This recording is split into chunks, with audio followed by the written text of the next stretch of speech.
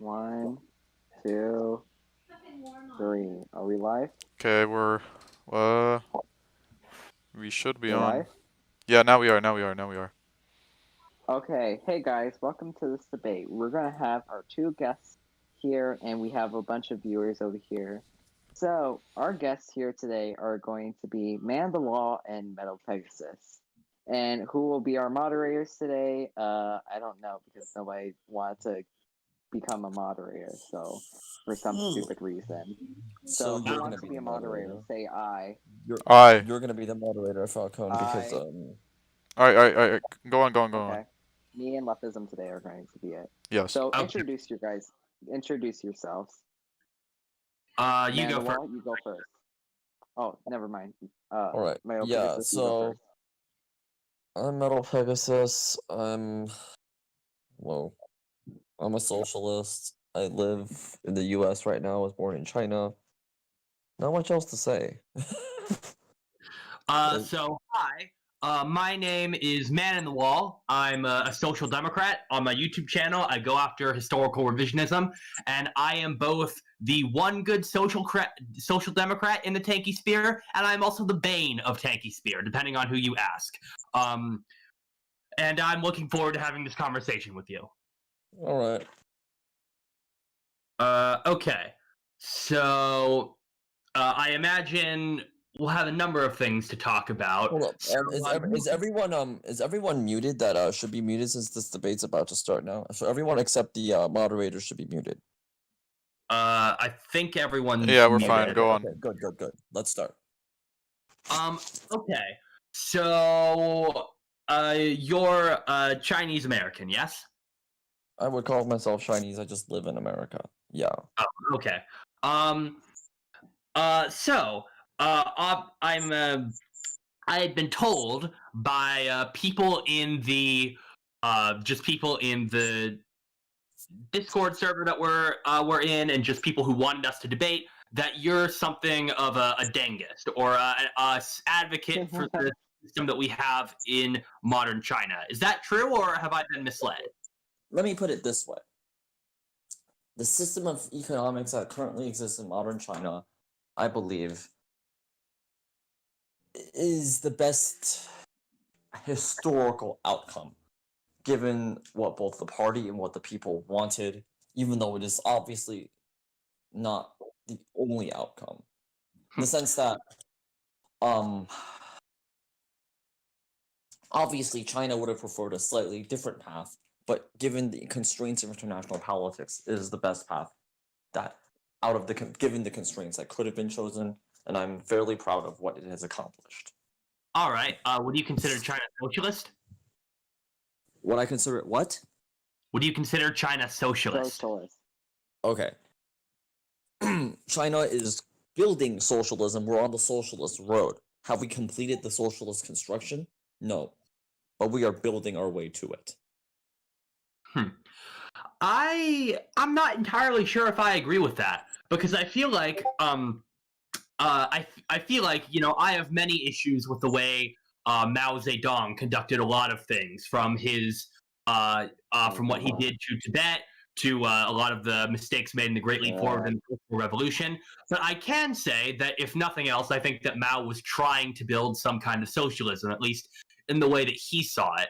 But I don't really see modern China as leaning towards socialism. If anything, I think that the rise of Deng and the rise of people like Xi Jinping was a move away from it. It was a embrace of the global market and global capitalism, allowing things like foreign investment. I mean, why do you think that all of America's plastic junk is made in China? I mean, China is a major player in the world capitalist system. It emboldens it and empowers it in a lot of ways. It frequently supports. Alright, one point at a time. Wait, can I make my all my points, and then I'll have No, make 1 point at a time. Okay, One sure. point at a time. All right, sure. Go ahead. Because if you make all your points at once, I might forget what one of your second or third point. Okay, if you sure. make okay. Just go ahead and respond to that. So what's your first point? So let's just, to be precise, what is your first point? My first point is that I think that is that I don't think that China is building socialism. I feel like in the last 75 years, ever since the Chinese Revolution, they've moved away from socialism. So when do you believe? Okay, so in your story, when did China start to deviate from socialism? Well, I mean, you could question whether it was socialist to begin with, but I would say the main deviations probably came when Deng Xiaoping came into power, or at least the further deviations. We can argue whether or not Maoist China was socialist to begin with, but now it is so far from socialism that, at least in my opinion, I don't think anyone could call it anything even close to socialist now. At least under Mao, you can make a slim argument if you believe in Marxism Leninism, but like post Deng or sorry, post Mao, I don't think you can make that argument. I just don't think you could. All right. I can answer your question shortly, but it would create more problems, or I can answer your question in a longer form that would try to explain our philosophical differences. Because how about do it shortly?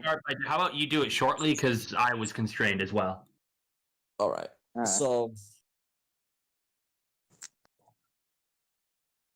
yes, it is true that ever since Mao turned to the USA, the meeting with Nixon, the normalization of relations, the re-entry of China into the world, into the UN Security Council, that this essentially meant a re-normalization of China's relations with the West.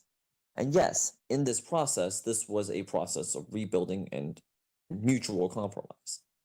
Meaning, like, for example, Nelson Rockefeller wrote a very nice glowing obituary of Mao when he died in the New York Times, right? This, of course, this is a quid pro quo between the capitalist sphere and China. However, it was done on the basis of China maintaining socialist rule. And Deng Xiaoping made this very clear. Not just, in what happened in 1989 on June 4th, but also earlier when he went after not only the Mao era left wing that was like he purged 300,000 left wingers from the party who believed that the Mao era policies were sacrosanct and couldn't be touched. But he also went after repeatedly during the 80s. If you read his speeches, right wing elements that were essentially wanting to break laws and sell on the international market in ways that the Chinese government was not prepared to accept. So, yes, there was a push to build a market economy, but it was built in a way in which China's government would control every step of the process, even with foreign investment. And China's government, run by the Chinese Communist Party, represents the Chinese people. And you've made a lot of points. Yeah, go ahead. Okay, but that's essentially how I would try to open the things that you're trying to say. All right. Okay. So here are my issues with that. First off, you kind of act as if the embrace of the United States and the embrace of global capitalism was the only path for China going forward, but that wasn't necessarily true. If someone else. Wait. One at a time. What alternative path do you believe was possible?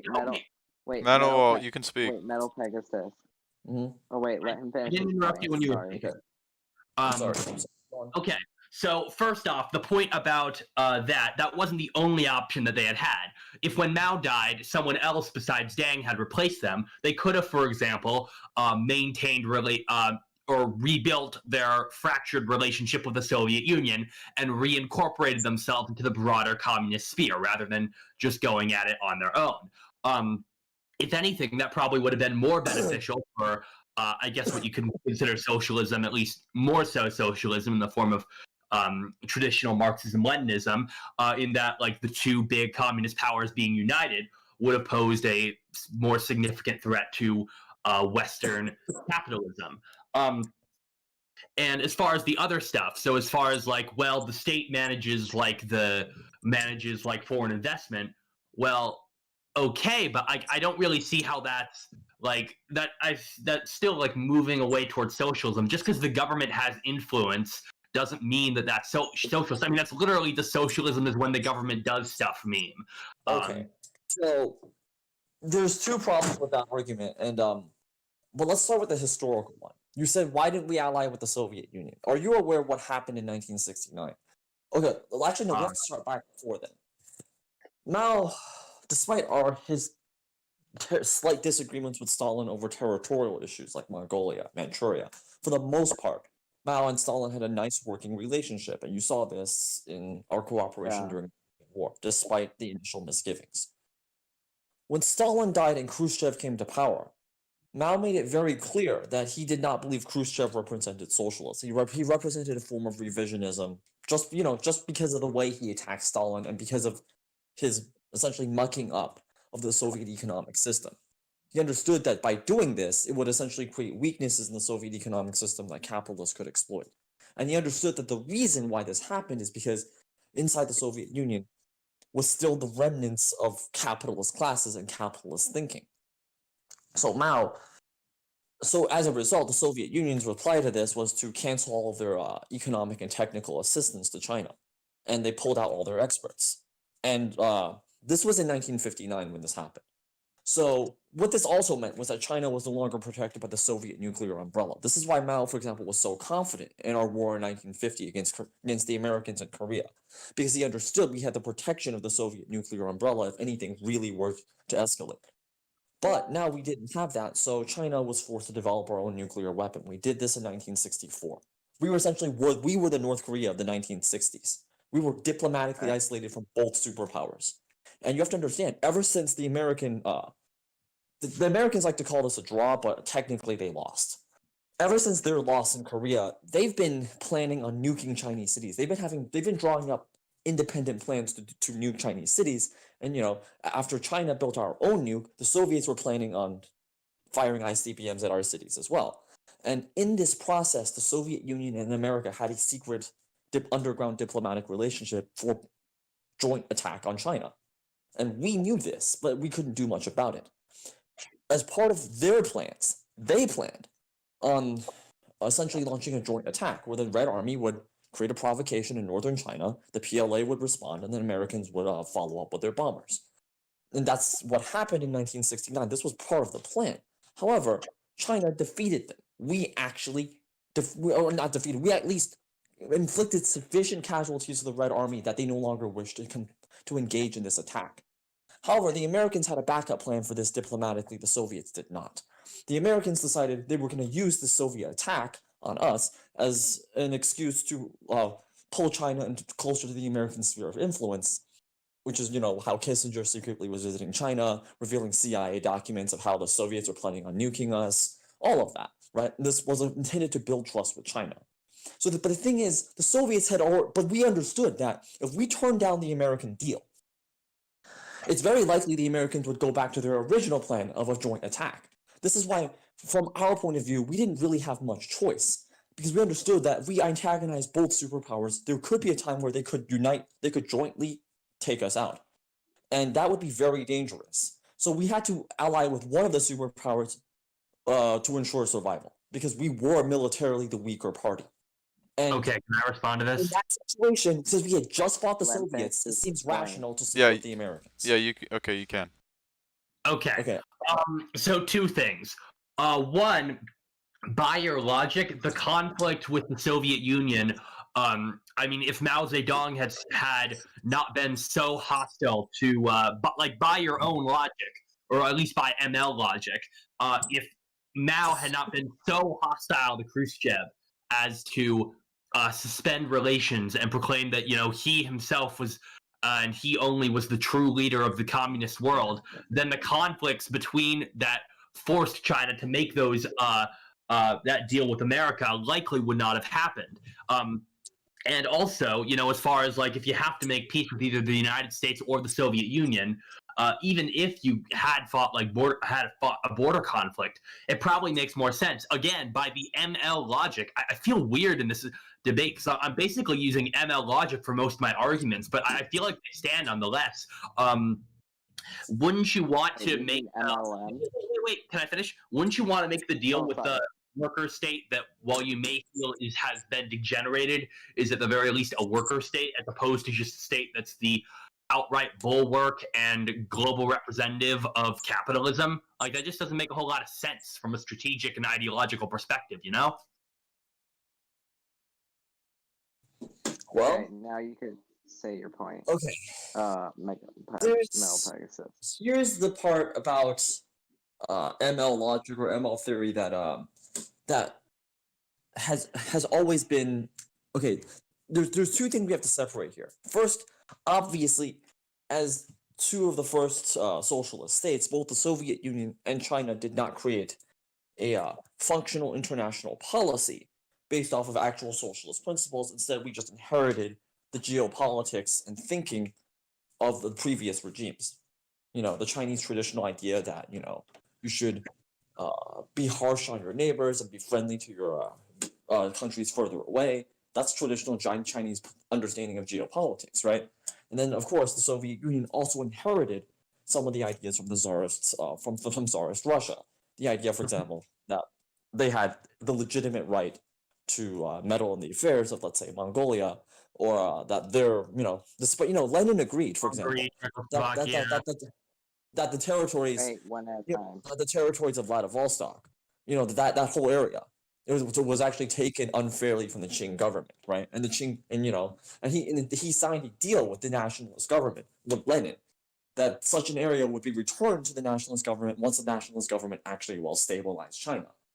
But of course, Lenin died, Stalin inherited the Soviet government. Mao brought this up once Mao united China, but nothing came of it, because by then, Vladivostok, in the context of the Cold War, had become such an important port for the Russian Far Eastern Fleet and for the Russian forces, especially in the context of the Korean War, that the Soviets had a good reason to rebuff that, and we, you know, with the deterioration of relations, things never got back to that point.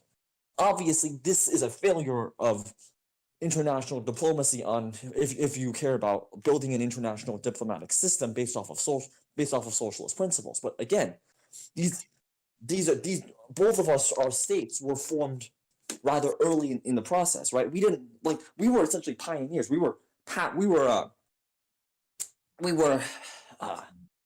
clearing out a new path of how socialism should work, both in the economic sphere as well as in military theory, and also in politics and international relations.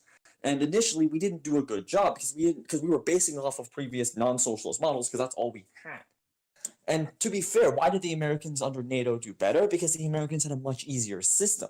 Because capitalism already has a system of subordination. It's called business. It's literally called essentially a mother company and a daughter company, right? It was just so what America did under NATO is America essentially was like the CEO of NATO, and America became the CEO of world capitalism after 1945. So it was much easier for them to take already existing business logic and apply it to international relations, and how America essentially subordinated Europe and Japan under its wing. This is why, you know, the capitalist world could, despite their internal inefficiencies, cooperate better on the international stage, precisely because of this relation. And when the Soviet Union saw the creation of NATO, they created the Warsaw Pact. The problem was, the Warsaw Pact, especially under Khrushchev, began to be managed by the same way the Americans were, because the Soviets didn't quite know how else to manage it. And because the modern theory of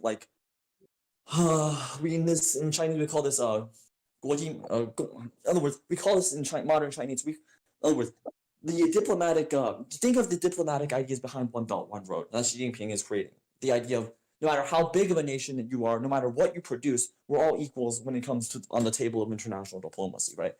That idea was, I mean, I'm sure there were socialists who had that idea, you know, since 1920s, but for that idea to be taken up at a state level, to be advanced at a state level, requires a more mature understanding of international politics that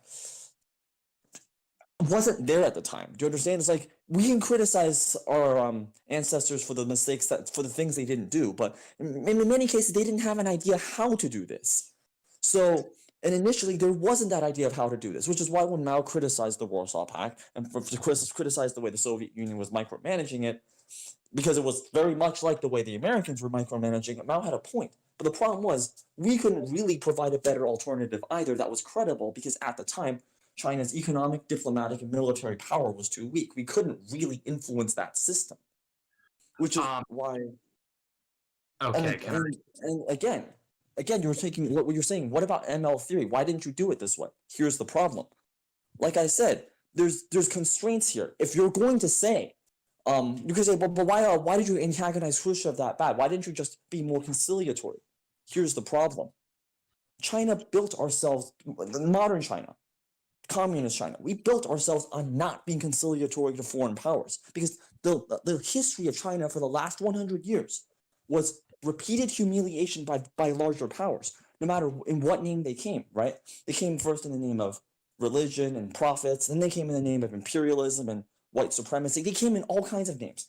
But we certainly were not going to accept a repeat of that history under the name of socialism. Understand? That was not going to be acceptable to the Chinese people, not to Mao, not to any of his generals, and not to any of the people in the intelligentsia of the Chinese Communist Party. That just was not going to happen. So when Khrushchev was saying things like, let's build a joint Far Eastern Navy, but, we had no shipyards at the time. It would have just been the Soviet Navy being stationed at a Chinese port. Of course, the Soviets had a good military reason for this, because they needed to have a warm water port, and Vladivostok wasn't the best. But to do this at the time when China's, given the intellectual climate in China, that's not something that could have worked. Do you understand? If China's Communist Party agreed to that, we would have actually lost the faith of the Chinese. Let him finish his point. Now I'm done. All right. Okay, let me respond to this. So first off, I understand that China's desire for to not be subservient to foreign powers is something that definitely influenced their decision to split off from the Soviet Union. But just because I can understand something doesn't mean that at least from like an ML perspective, it's good. It was still an incredibly silly move that split the communist world in two and made them weaker in the face of global capitalism. And also, I don't think it's fair to say that I don't think the Soviets necessarily wanted to dominate China in the same way that they wanted to dominate the Warsaw Pact. It didn't seem like when Stalin and Mao were around, it didn't seem like Stalin really dominated. Stalin certainly did not, and Stalin did not try to dominate either the Warsaw Pact nor China. But Khrushchev one did. at a time. Okay. Point. Okay. How so? I mean, that's the only thing that you brought up is like them using a joint navy. And even if, it wasn't like Mao had to agree to have like Soviet soldiers stationed in China or anything. Oh, no. This was the original Soviet intent during the Korean War. The original idea was that the Soviet Union, when they saw the UN armies led by the US disrupting the Koreans, the Soviet original proposal was, okay, what's the problem? We'll just put some Red Army soldiers in Manchuria. And Mao harshly shot that down. And it was after that the Soviets were like, okay, since you don't want us to put soldiers in Manchuria, we can't do anything. That's when we had to send in the PLA. So this tension always was there. Sure, it was always there. But that doesn't necessarily mean that, like, again, from an ML perspective, and again, I should clarify, I'm not an ML. That doesn't mean it makes rational sense to completely break off relationships with the Soviet Union when, even if you don't always see eye to eye, certainly China was closer to the Soviet Union than it was to, like, America. It's just like I can understand the decision from a historical context. I get that there were differences, but I'm just saying from like a logical perspective, from an ML perspective, it makes more sense for the Soviets and Chinese to work out their differences than it does for them to completely split apart. And maybe if they hadn't, I don't think they would have won the Cold War, but it would have made it easier, I would say. No, I think we would have won the Cold War. But more specifically, I would say this. Mao and Stalin, despite their differences, did not escalate the underlying potential conflicts into an all-out denunciation and war. That was because Khrushchev came to power, and critically because it was Khrushchev came to power. Why? Because Khrushchev denounced Stalin. Let him finish his point. Okay, I'm done. Go on. Okay, but the Sino-Soviet War happened under Brezhnev. Like this policy. This policy continued under Brezhnev, under Andropov, under whoever the other guy's name was. under Gorbachev. I mean, this continued like pretty consistently. If they just had an issue with Khrushchev, that'd be one thing. But Khrushchev was gone by that time. He was dead, I think. I mean, with Brezhnev around, who was much more returned to like the old style, sort of not Stalinist per se, but more sort of like the old school kind of traditionalist conservative communism. I mean, why didn't they try to remend their relationship then? If the problem was just Khrushchev, then when Khrushchev's gone, then why does that matter? Because what Mao saw with the existence of the bureaucratic, nomenclatura that pushed Khrushchev into power wasn't just Khrushchev. It was emblematic of an entire problem fermenting in Soviet society, where essentially they hadn't yet fully dealt with the ramifications of social class. In particular, there were elements of the old petty bourgeoisie that still had power in Soviet society. They still had influence in the party culturally, even when economically their basis has been wiped out. And this is why Mao was so insistent on creating a cultural revolution in China to make sure this didn't happen to China's party. And when he saw that when Brezhnev came to power, it was still the same social elements pushing him up. Even if the Soviet economy would try to go back to the old Stalin method of doing things, the social class composition was still dangerous, and that the social class composition was still necessary to be criticized. And that's why, our policy did not change, despite the fact that Khrushchev was kicked out of power in '64. All right.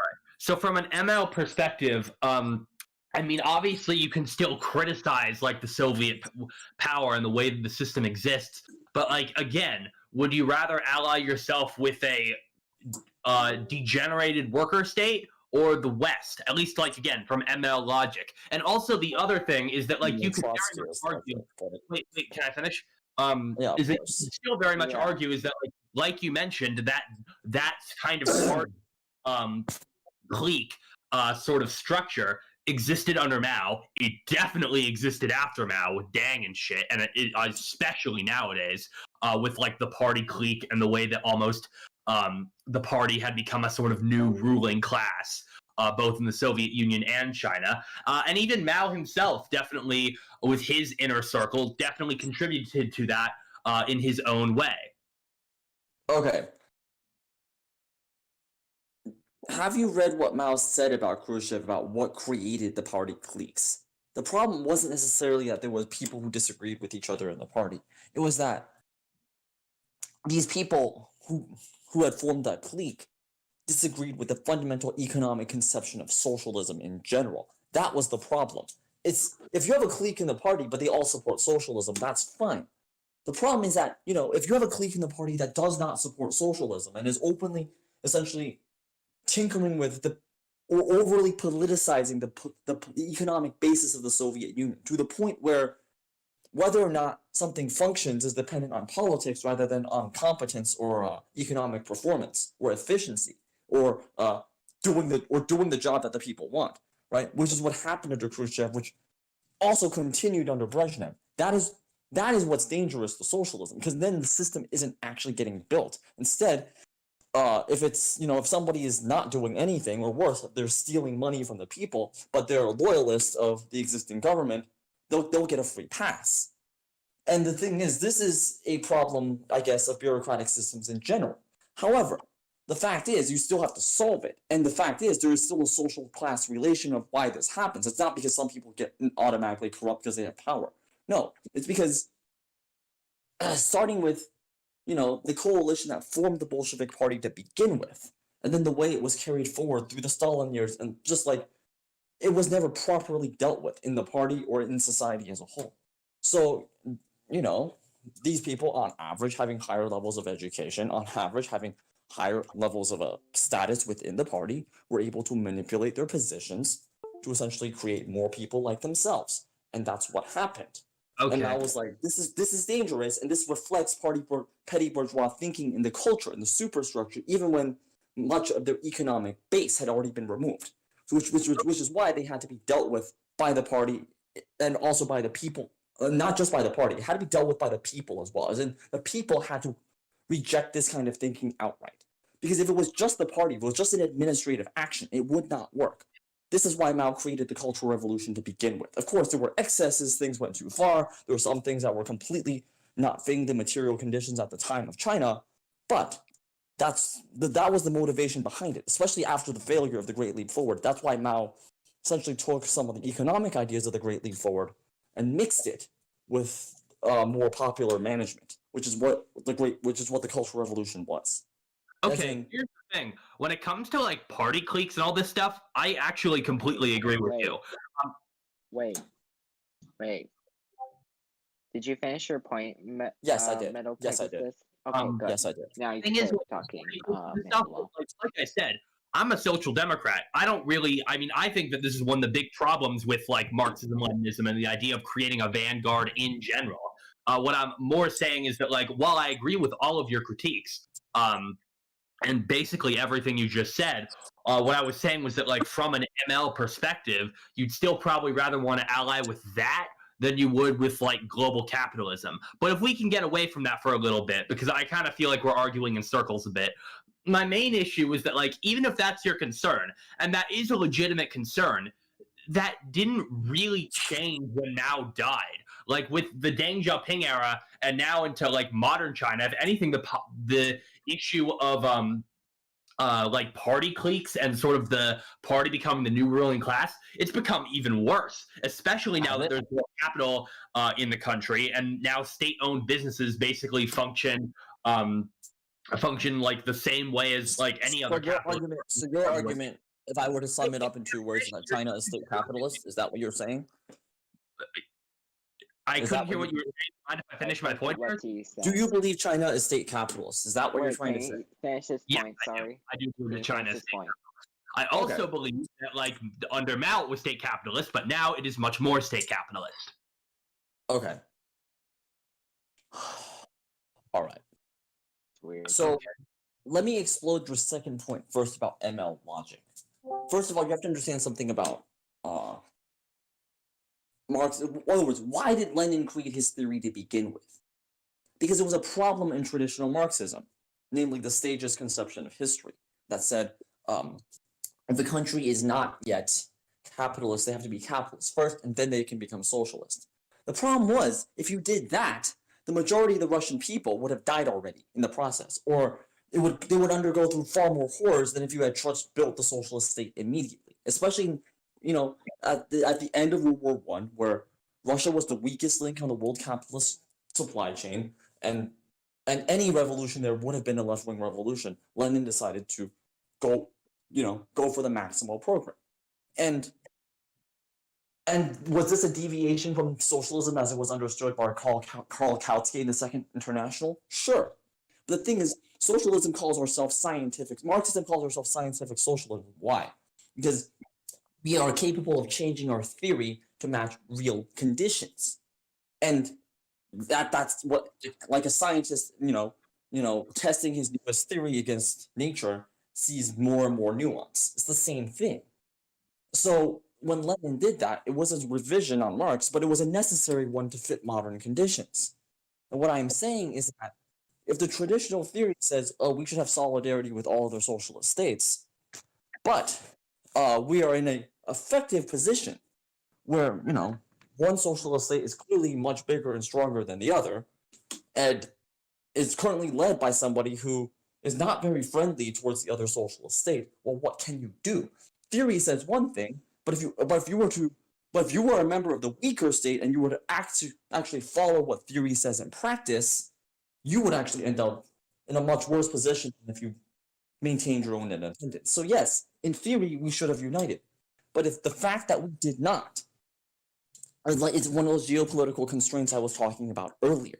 It is not a question of, in an ideal world, should we have done this? Because the answer is clearly no. The question is, given that such a thing had happened, what is China's response? And the only legitimate response is to essentially break off from what traditional theory says and essentially match it and create a new theory that matches new conditions, just like in any other physical science.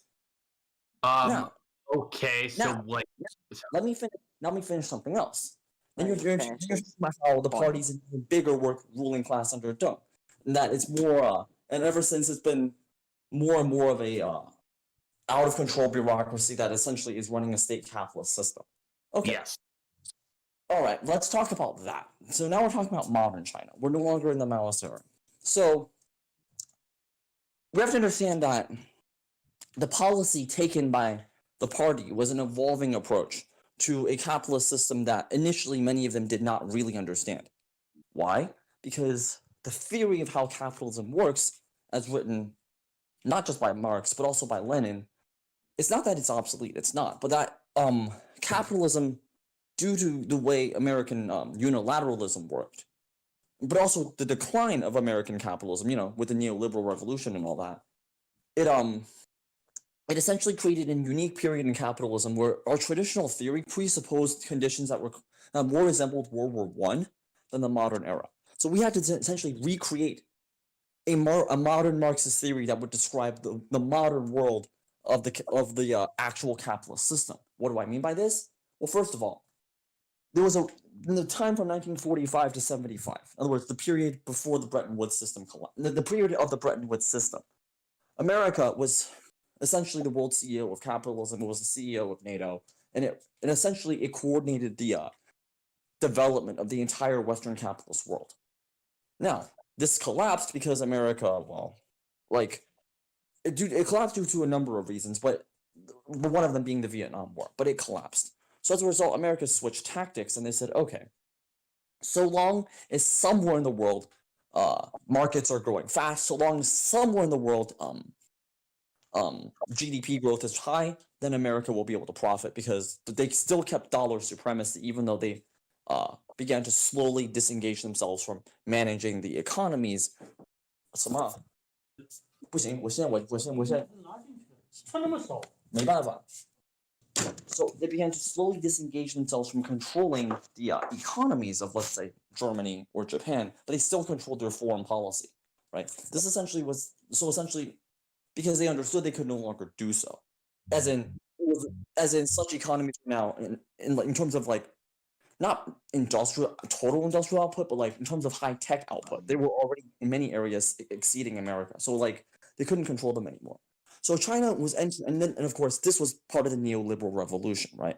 Where America said free markets, no tariffs, no state-run industries, because this would allow Wall Street and it will allow the new dollar strategy to be able to essentially profit maximally off of the rest of the world. However, in this process, this weakened the institutions of the U.S. state, and instead put more and more power in the hand, not in the hands of not just Wall Street, but also of international financial institutions like the World Bank, the IMF, the BIS, and various export entities within the USA, right? But so this is the world that China entered in the 80s, and we had to essentially reconstruct Marxist theory to understand this world, because yes, you could try to understand it under the terms given by Lenin or Marx, but there would be some gaps, because those gaps just reflect modern changes. So in this process, the Chinese Communist Party changed our approach many times. Deng Xiaoping initially thought that he could essentially create a capitalist zone in the cities where there was just foreign trade, essentially trade hubs, and that there would be a socialist economic zone. That's what he initially thought. However, the capitalists in Hong Kong, in Singapore, the whole capitalists in the Western world working through Hong Kong and Singapore had a different idea. They're like, no, we want to have far deeper capital penetration. So, and then, when China clearly did not agree with this, they tried to create a color revolution on the 4th of June in 1989, what you know as the Tiananmen event, right? And that was defeated. But because that was defeated, essentially I wouldn't say a struggle, but definitely a game of chess was starting to be played between, let's say, China and the West, right? The Soviet Union was collapsing. This was now obvious to everybody, including China. And they decided, and the West thought they could then, okay, if they can't win by color revolution, they're going to win by diplomatic pressure. They're going to win by economic pressure. They believed that China, being a poor, small country, not small, but poor and small in the terms of small, global power, poor in the sense that, at the time our GDP per capita was less than North Korea. That they believed such a country would inevitably succumb to market pressure. It would inevitably succumb to the demands of Western capital. It would inevitably become a liberal country like Japan, South Korea, Singapore, etc. That's what they assumed, because they assumed that just simply by the power of their money, they could mandate this. And also the next strategy in China's history was Jiang Zemin, right? And what he do? He says, okay, fine, we're gonna open up far more of the Chinese economy. We're gonna lay off the state-run sector because this is because Western capital wants that. However, we're gonna keep key sectors of the state economy going because, especially parts related to national defense, transportation, the core sectors that would essentially make the whole system work. Of course, finance will be included there too, right? Steelworks would be included in that too. So you're going on for a really long time. I'm going on because I'm trying to explain the history of what happened. Now, this approach didn't fully work. Okay, this approach worked in the sense that it created the material basis for the party to maintain itself despite the liberal onslaught from the West. Now, you could say, why do we do this? Why do we have to integrate to the West at all? Here's the problem. Like I already told you, because of the Soviet threat. But what kept us in this camp? Why couldn't we just, betray the West? Let's say, why didn't we just, after 1989, cancel all the contracts, renationalize everything? Why didn't we do that, right? There are people who ask this. And the problem was actually this, which is that we fought a war against Vietnam in the 80s, and we found very clearly the weaknesses in our military that, 20 years of not fighting. We won that war, but it was a hard war. There's repeated border skirmishes even after the official declaration of, Chinese withdrawal, right? And there was just all kinds of problems. And what we found was that, and then we saw what the Americans did to Iraq in the Gulf War. We saw that this was seriously dangerous in the sense that at the end of the Cold War, we did not have a military that was capable of resisting the Americans without using nuclear weapons. And if we did not build up our productive forces, we would turn into Yugoslavia. We would turn into Iraq, just a bigger version of it. But that's what would happen. As in, there would be future color revolutions, possibly backed by US military forces. And if we did not defend ourselves, we would not be in a position to be able to actually fend them off. But how do we defend ourselves? We need to have advanced technologies. At the very least, for the military, if nothing else. And how do we get those advanced technologies? We need to build up more modern factories, more modern means of production.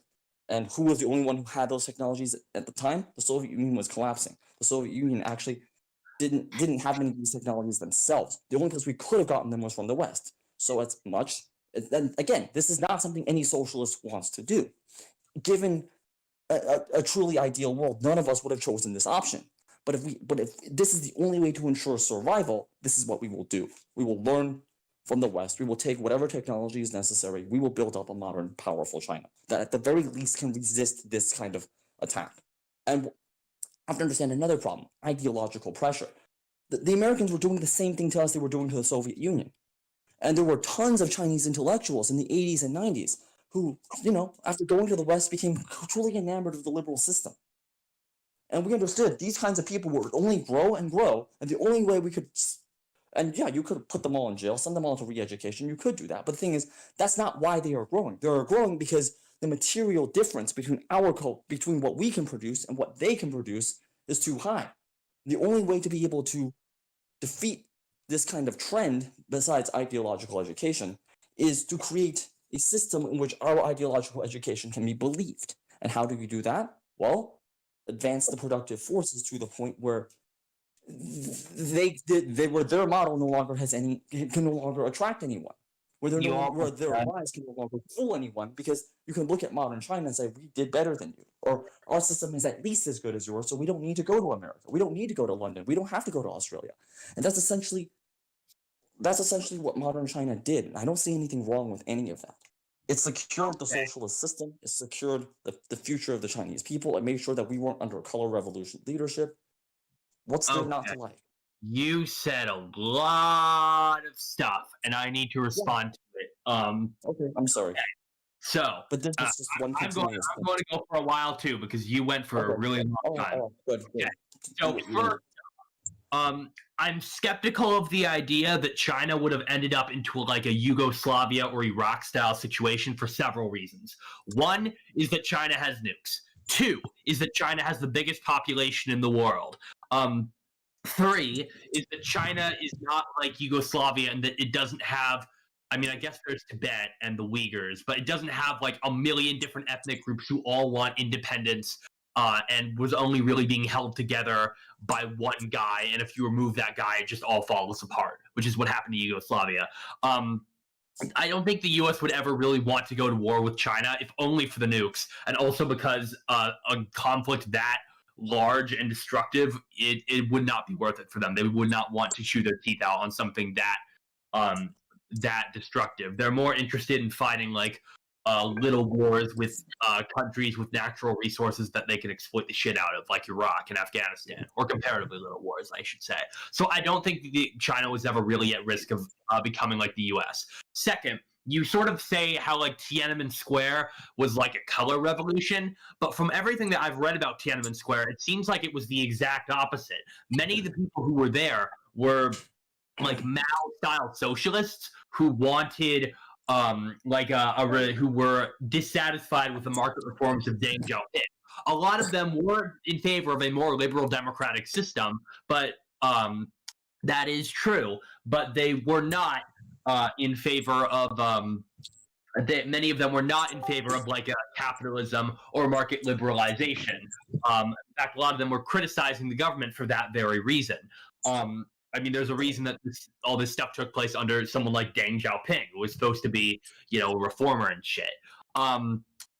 Three, even if you were to make the argument that China had to like modernize and militarize for the sake of its economy, that's done.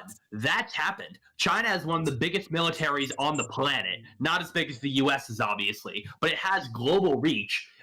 It's starting to build modern military bases. There are Chinese troops in Djibouti and in Cambodia and Central Asia, and they have like battle cruisers out in the middle of the Pacific Ocean in like the Solomon Islands. Wait, let me finish. So like they're done with that. They're an effective army. They could start moving away from this part and transitioning back into a more socialist leaning system, but they won't do that because this system has made an elite group of people, most of them tied to the Communist Party, a handful of billionaires and people who manage business and people who are at the top of the party, a sort of collective ruling class, if you will, who have made a lot of money on this. China has the second largest number of billionaires in the world who would like to keep this system because they make money off of that. And what is that if not capitalist, my friend? Is there more? There is not more. I said my piece.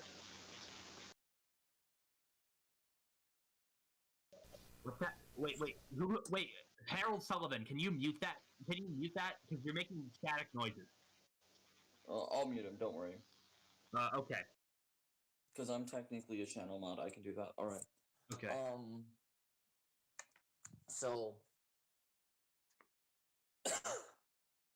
You're asking what's China? Okay, so you're asking roughly what's China's next step. We've already built a powerful modern military. We can already defend ourselves within the first island chain. For those of you who don't know, the first island chain is essentially the areas right outside of China's naval sea like corridors, which include South China Sea, Taiwan, and essentially South Korea.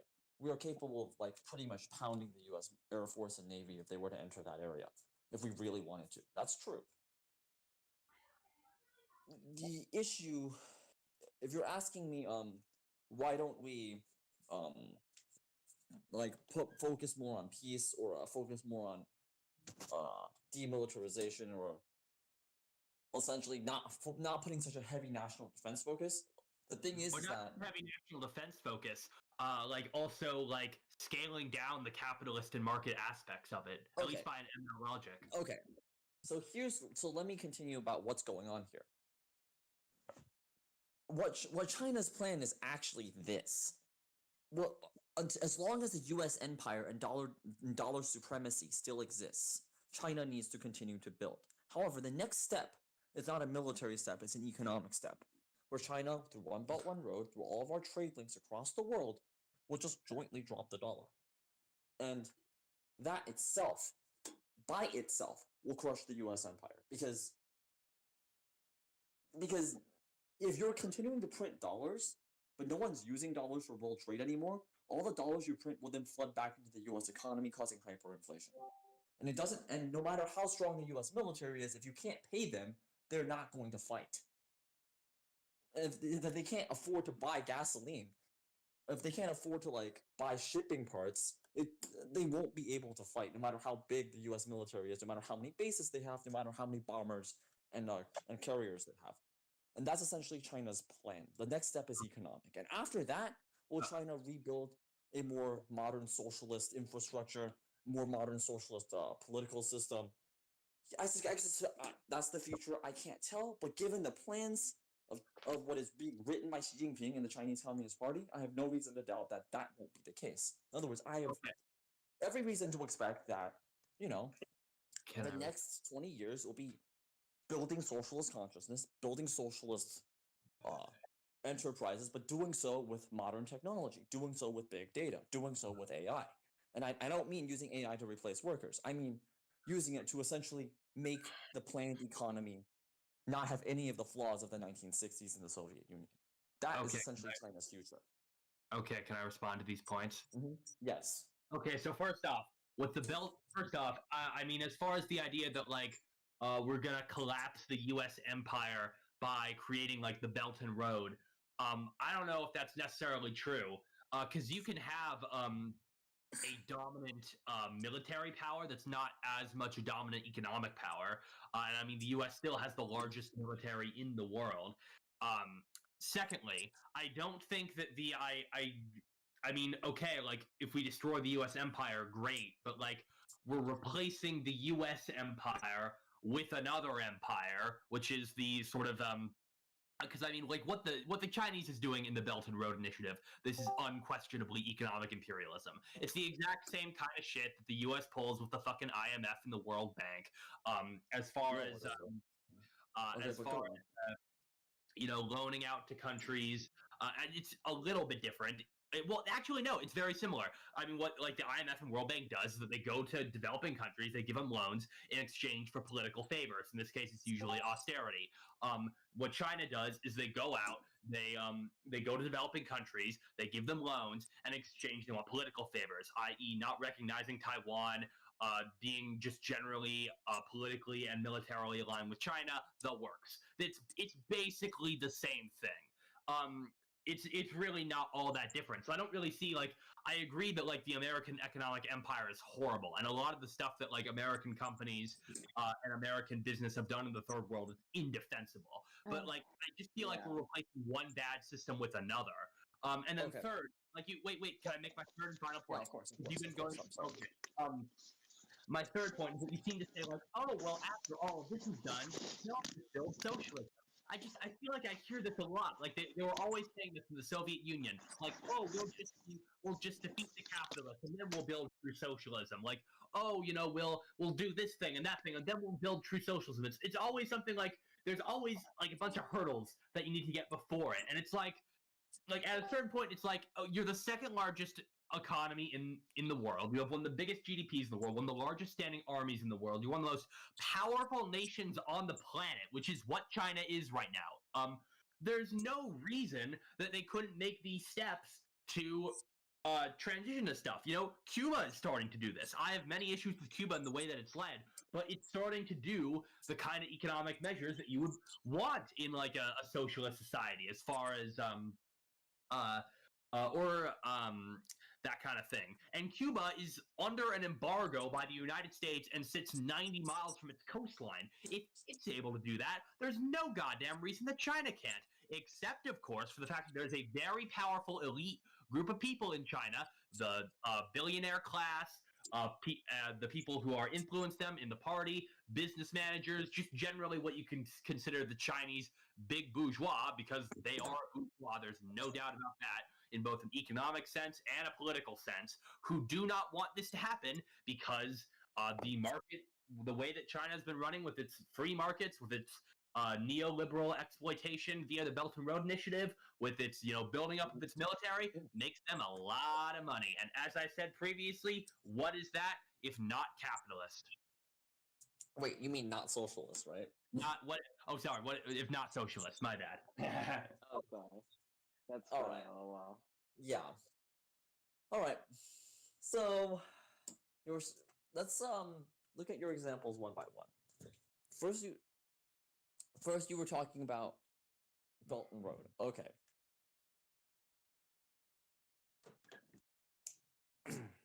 The question to the people of, because obviously China is a bigger country than most of the other countries that we are signing bilateral trade agreements with, which is what Belt and Road is.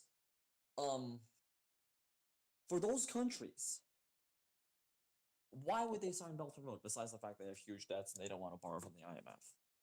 Because they understand that if they sign with China, what will not happen is political interference. As in, let's say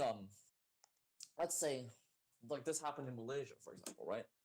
There was a pro-Chinese, and also in Sri Lanka, right? There was a pro-Chinese leader that was signed the Belt and Road Initiative, and they elected someone who was anti-China and pro-US, and they, wanted to back out of / revise some of the conditions. When that was the case, China's government didn't send our special forces to coup them. We didn't put them on sanctions. We didn't do any of that. We just said, okay, if that's the case, we'll renegotiate. So Okay. if this is imperialism, it's not actually. If this is imperialism, it's not very effective at it. Now you're arguing, but this is capital export. But there's a problem here. In Lenin's work, when he defined imperialism, he said that imperialism was capital export. But there's one key thing that a lot of people forget, which is that for capital export to be imperialism, the country in question doing this has to be, capitalist to begin with, where the bourgeoisie rule the entire system. Or at least the bourgeoisie rule most of the system, especially the system's economy. But that's the next problem. I will address your state capitalist point right now. China is not state capitalist. Why?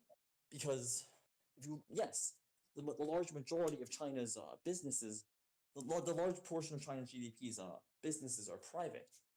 That's true, but there's an issue here. Private is in quotation marks. Why? Because a lot of these Chinese CEOs have direct connections to the party. Jack Ma is a party member, right? There's other people who might, be actually like relatives of party officials. You could say that's nepotism. You could say that's other problems. The thing is that the party can directly or indirectly control these companies. What do I mean by this? Let's say you are a tech company in China, like Tencent or Ali, right? Or Baidu. How did they get there? Initially, they were just a small startup, right? But what happened was this. Once they got past a certain size, the government pretty much, chose winners and losers in the market. They're like, okay, this company does well. Their leadership are people we trust, and they're willing to go along with government initiatives. We're going to promote you, right? And the case of Alibaba is very instructive. Ali was promoted in precisely this process, and then he became a celebrity in China. He became a celebrity out of China because he was publicly traded on and he was publicly traded, I believe, on the New York Stock Exchange, right? And he essentially began to express China's system in defense of China's system and modern worldview to Western audiences, and this is why he became popular in both. He had debates with Elon Musk, all of that, right? And then recently he was taken down. Why? Well, recently his company was taken down. Why? And he was not allowed to publish on social media anymore. Why? Because Jack Ma and his company openly defended the 996, 72 hours a week working system, which was apparently very common in the Chinese tech sector. By the way, this is illegal by Chinese law. You're not allowed to do that.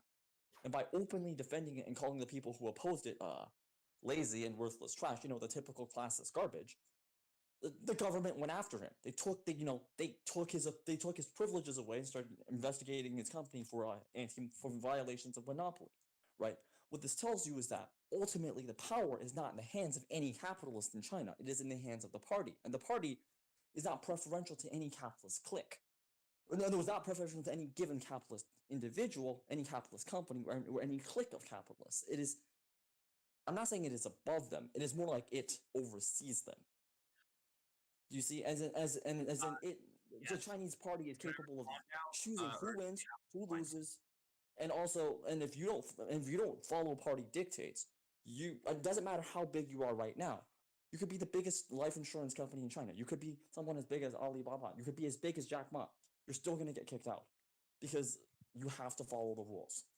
That's just how our society works. It's not like the American society where corporations can like bribe like politicians to get things done. It doesn't work like that. It really doesn't. I mean, so the kind of corruption that does exist in China is when state officials, with their nephew, their uncle, whatever, their children having a company essentially graft state funds to essentially give to their relatives to a dummy company that doesn't do anything. That's how real corruption happens in China. It's not the corporate gifting. It's more like openly looting the state coffers. That is what actually happens for the most part. And of course, this is illegal. And under Xi Jinping, this was attacked heavily. So many of the problems that you associate with, the Wenjia Baohu Jingtao period from 2000 to 2010, where corruption exploded, where the divide between rich and poor exploded, where all the clearly non-socialist things were happening in China, that stuff is getting cleaned up. I'm not saying it's completely I'm not saying that it's completely gone, because the social basis for it still exists. Correct, because there's the market economy, and the market economy generates capitalists, so that still exists. However, such people are not in charge of the society or of the party, and increasingly they're no longer in charge of public opinion either. So there is already a counterattack being held against them. It's just that, China is not ready to fully get rid of these people until the U.S. empire is gone, so there's no more foreign pressure, and until the political until like the latest technology is in place, so we can actually create a better system to replace the market system. Like, none of us think that the market system will be permanent. None of us want this to be permanent. None of us want to labor under 996 for the rest of our lives. No one actually wants this. No one, and like China's I'm a child of the 90s, right? I was born in the 90s. Like, there are people born in the like China's Zoomers, right? The ones born in the 2000s. None of us actually want to live like this for another 40 years. None of us do. But the thing, and if you look at many of the strikes, many of the kids who are like openly like protesting against stuff, it's our generation, not the older one. But the thing is, we're doing this on behalf of socialism. Sometimes, we go a bit too far and the government censors us, but this doesn't make us go against the system. Why? Because we understand. It's also the system that punishes these people, and actually, so in other words, there's a healthy relationship between the government and the people and against the capitalists. And it's one in which I believe will continue. And as for, America can be a powerful military power without a powerful economy. No. The reason is this, because a modern war requires a modern industrial complex. And yes, the USA does have a military industrial complex, but it requires a broader industrial complex in general. And due to deindustrialization in the US, which is, of course, finance capital, Wall Street, essentially taking all that money for themselves and not wanting to invest back in the US economy because it's no longer profitable to do so, the USA no longer has the ability to sustain a long-term war. Meaning, yes, the USA still has a big economy. Yes, the USA still has factories, and many of them are making like war machines. But it's in the long term not going to be able to wage a hard conflict with China. And if you collapse the US economy immediately thereafter, even what is left of the US industrial machine will be closed. So they cannot wage war. Okay. So I have a question that I want to ask you, okay? Oh, wait. One question. Do you guys want us, the moderators, to start asking questions now? I think so, yeah. How about after I'm done, we start doing that? Okay, after you're done with this point, then we can start asking questions. Of course. Okay. Of course. Are you ready, leftism, today? Yeah. I'm ready for that. After I'm done responding to his points, then now we'll do that. do your point. Now Okay. do your response to rebuttal. I have a question for you. Uh-huh. So, in 2008, after the global recession happened, much of it was caused by the misdeeds of many bankers in Iceland. When this was found out, Iceland prosecuted the bankers, the big powerful bankers who made the mistakes that helped lead to the Great Recession. They were punished for it. by this logic, is Iceland socialist? No, because the means of production is still controlled by the bourgeoisie in Iceland, by the landowners, and by the factories. I mean, that's still largely the case in China. The only difference is that instead of the bourgeois acting independently, they act with the oversight of the state. But that's not really much of a meaningful distinction. Like you argue that. One at a time. Jeez. Sorry. Okay, so you say that because China prosecutes its business people when they fuck up, that therefore means that China is socialist. So capitalist countries have done that. I mean, you have everything from the monopoly busting under from the Roosevelts to the thing I just mentioned with Iceland. It's not like under a capitalist system you can't still have issues where businessmen or powerful business people who commit corruption receive penalties for their actions. Now, it doesn't happen all that often, especially in the U.S., because capital influences political power. But just because that happens doesn't mean that it's socialist. As far as the other points too, you mentioned that the government sometimes censors people when they go too far out of line.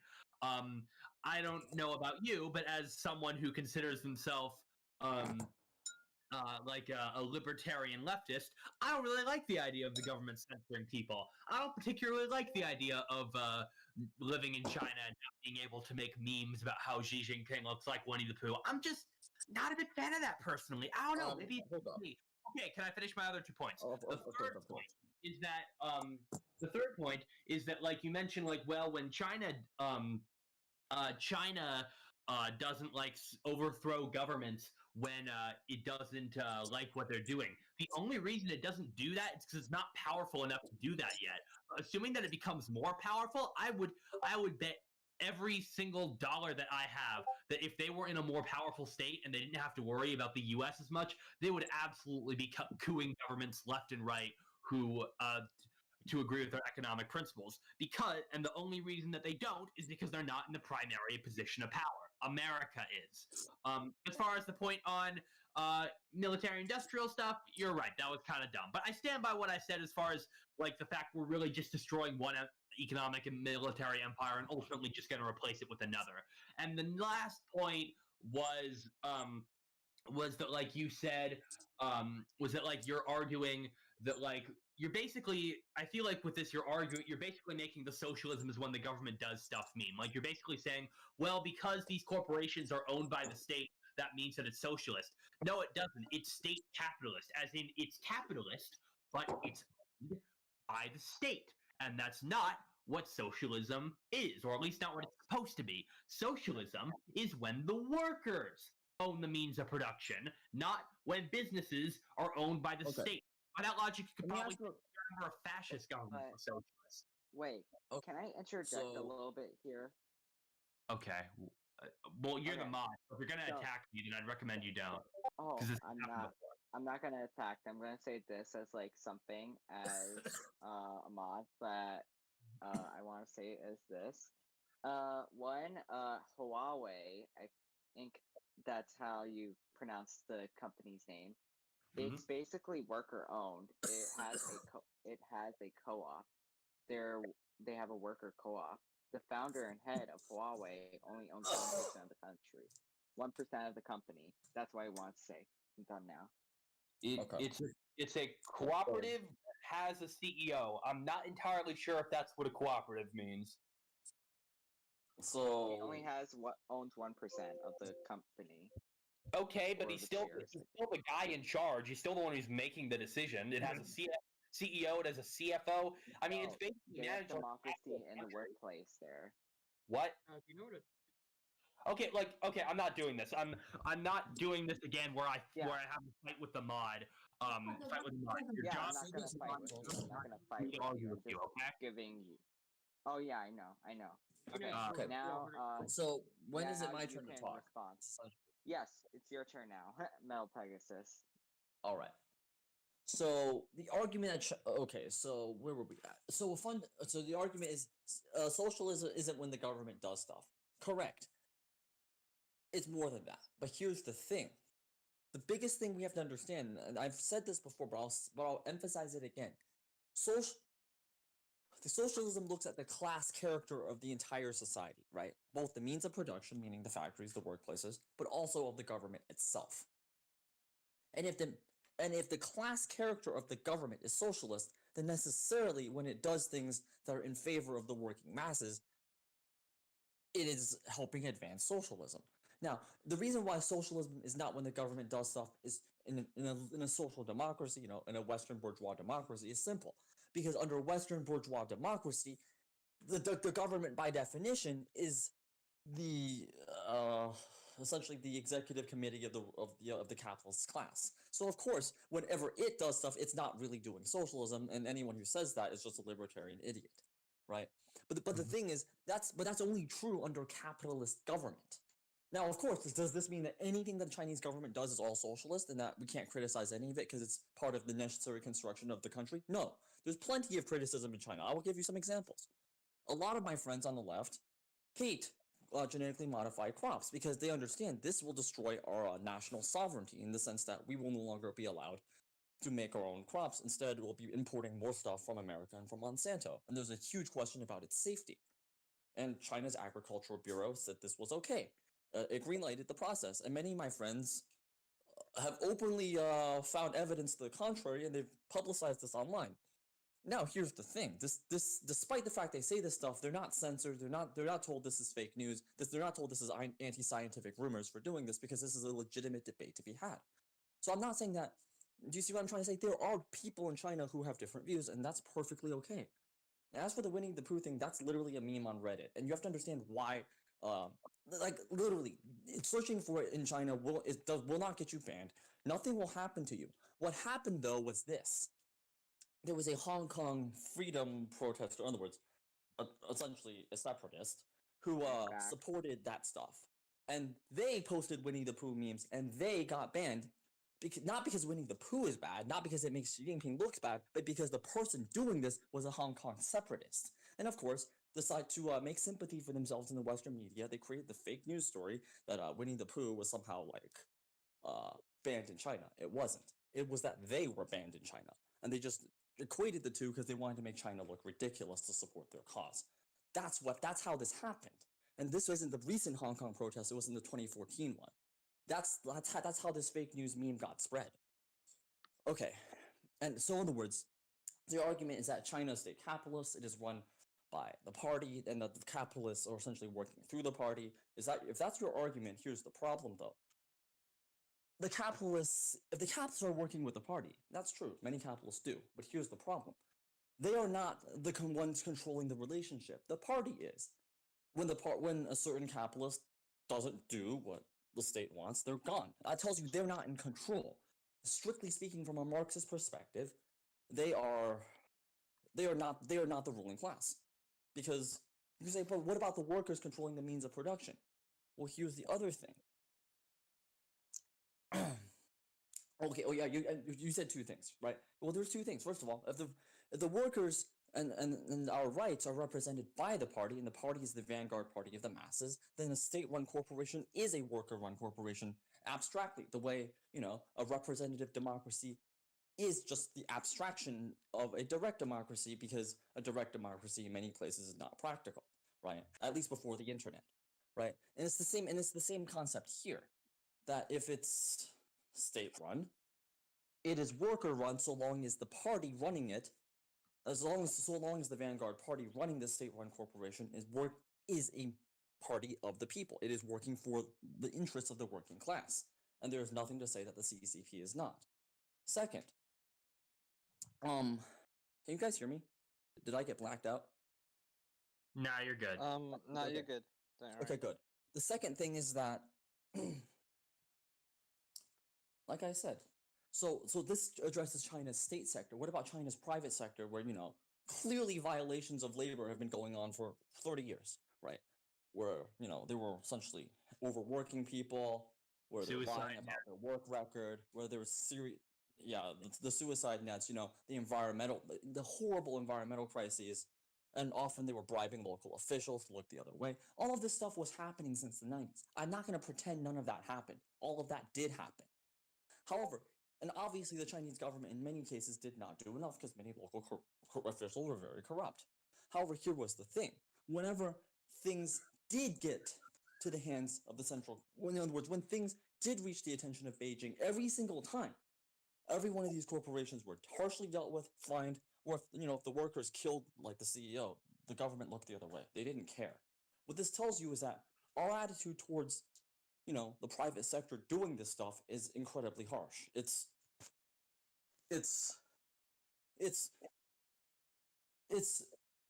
more of, you guys are lucky you are allowed to exist at all. Behave yourselves or you'll be removed. Now you can say, what's the difference between the Chinese government doing this and the American or Icelandic or European Central Commission doing what they're doing? Simple. Because, let me put it this way. Would the USA go after Exxon, the US government? I mean, they did in the past, obviously. They went after the Rockefeller oil interests in 1914, but would they do it today? No. Would they legitimately go after Google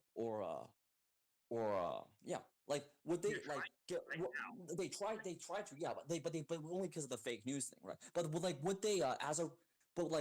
they simply because Google was too big, break them up? Because they clearly are a monopoly.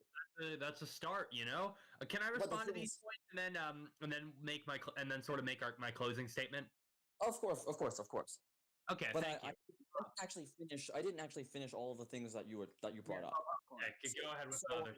So, in other words, the USA wouldn't go after these top corporations even when they damage national interests, right? Because clearly, from the point of view of the US political system, which did not like Trump, Google, YouTube putting videos of Trump supporters up, giving them a platform was clearly not liked, right?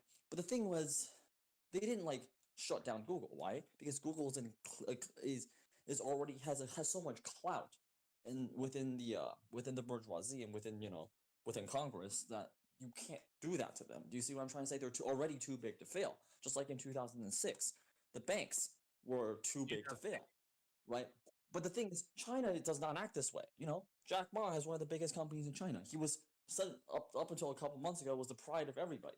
But after saying those completely anti-worker statements and not backing down, then what can we do to him? We have to investigate him for monopoly. We have to knock him down a couple pegs, right? China's biggest life insurance company, right? They were found guilty of essentially housing speculation. And essentially when Xi Jinping told the entire country to stop speculating on houses, these guys continued. So they were taken apart completely. It would be the equivalent of the US government taking apart Goldman Sachs or taking apart Citigroup. That would not happen in America, but this happens in China on a regular basis because these people are not integral to the state mechanism. They're not even, from the point of view of the communist system, from the socialist system, from the point of view of the Communist Party, they're not even integral to the economy in the sense that they can be replaced. They can all be replaced. This is something that the capitalist system cannot do. Okay, I am now done. Okay. You made a lot of points there. So the main one that I want to focus on is the idea that it's not the same because because it's controlled by the state and the state is run by the vanguard, which is supposedly the vanguard of the Workers' Party.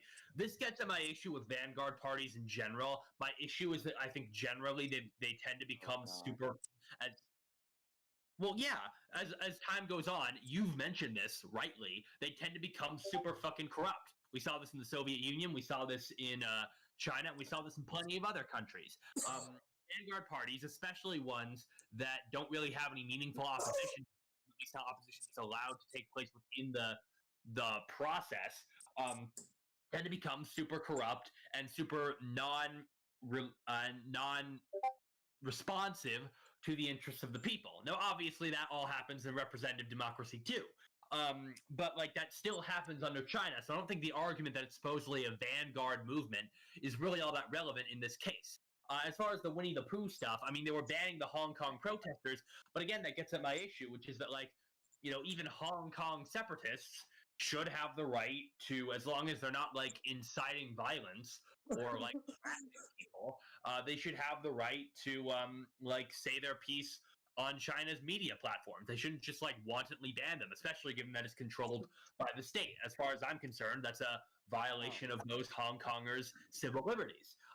Then, as far as the third point, as far as would America prosecute big tech? I mean, given the fact that one of the only things Republican and Democratic voters seem to generally agree on is that big tech sucks. I mean, I don't know. It seems plausible that like sometime in the near future we could see some prosecution for some major, maybe not full blown prosecution, but at the very least like the breaking up of some of these major tech firms. It's not likely, but it's plausible. And I mean, obviously, props to China for dismantling businesses when they do corrupt things, but doing that isn't socialism. I mean, again, the U.S. did this with its monopolies in the 1920s, and America wasn't a socialist country back then. Were there any other points? I don't think there were any other points. So I guess I'll just make my closing statement, and maybe then you make yours. So I've enjoyed this conversation for the most part. I think that it's interesting to talk about this very important issue of China, particularly in its modern day. I think that a lot of what you said is interesting, but if I'm being honest, there are arguments that I have heard before, and I feel like that I have decent responses to. But overall, I think you're intelligent, and I've enjoyed this debate for the most part, and I look forward to two of us answering questions after this. Wait. Okay. So, hey, Metalpegasus, can you respond to what Mandawal's point, and then if you want to do your closing statement? What point? Which one was he saying? Oh, he was talking about China's censorship, and he was talking about the Hong Kong stuff. Okay. All right. Let me just give a very pointed example for why so many people in China cannot stand the Hong Kong protesters. You have to understand two things. Yes, what a lot of the stuff they say is actually illegal in China. Like when you inciting separatism is illegal in China. Just like if you were to openly I will but let me give you an example for why so many of us from the mainland cannot tolerate what was going on there. Okay. In the Hong Kong airport, you had people flying in, right? And there would be a bunch of protesters not waving the Chinese flag, not even waving the Hong Kong flag, waving British and American flags, beating up anyone that looks non-white, or especially beating up anyone that looks Chinese, right? Whereas they would let white people pass. Let me give you an equivalent example. If you saw people in Honolulu asking for Hawaiian independence, and they weren't flying the old flag of Hawaii, they were flying the Russian and Chinese flag, and they were beating up white people and letting people like me pass in the airport, what would the average American think? The average American would think that this is a movement sponsored by foreign powers, right? No American would think this is a local movement. And that's exactly what we saw on our TVs. We saw people lighting people on fire. We saw people openly inciting violence. We saw people wearing masks. And then when you took their mask off, and this was before COVID, okay? When you took their mask off, they like started running away because they didn't want to be identified because they were actually officials in like the city government. You saw this stuff going on, right? You saw university professors and university presidents literally supporting the protests, in other words, allowing protesters to turn their university town into like essentially a barricaded fortress against the police, where they were essentially building Molotov cocktails. You saw this kind of stuff going on. And this is why people in the mainland like cheered when, and what we also saw was the corruption and the clear pro-British sentiment inside the Hong Kong city government and the municipality system and the court system, where protesters were being arrested, but they were, they went to jail and then they just went out like a week later because they were being arrested for a misdemeanor, even though, they were inciting other people to commit felonies, right?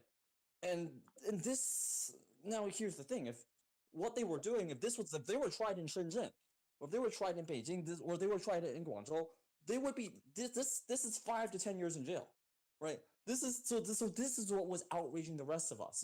Which is like, why is there some area of the country that has completely different laws, and not only completely different laws that are clearly like hurting other people from the mainland to the benefit of foreigners, right? This is what infuriated the rest of us.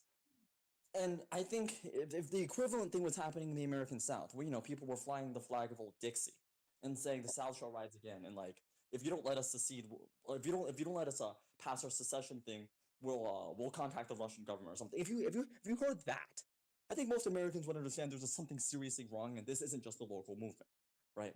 And that's what was going on in China. That's why all of us in the mainland wanted the government to take more decisive action than they actually did. China's action relatively in Hong Kong was much more restrained than what most of us wanted. But we understand why. There was public opinion pressure from the West. We couldn't do that. And that goes back to your point about, why doesn't China coup the government of Malaysia or Sri Lanka or Vietnam or any of these other countries to make them do what we want? Simple. We don't need to.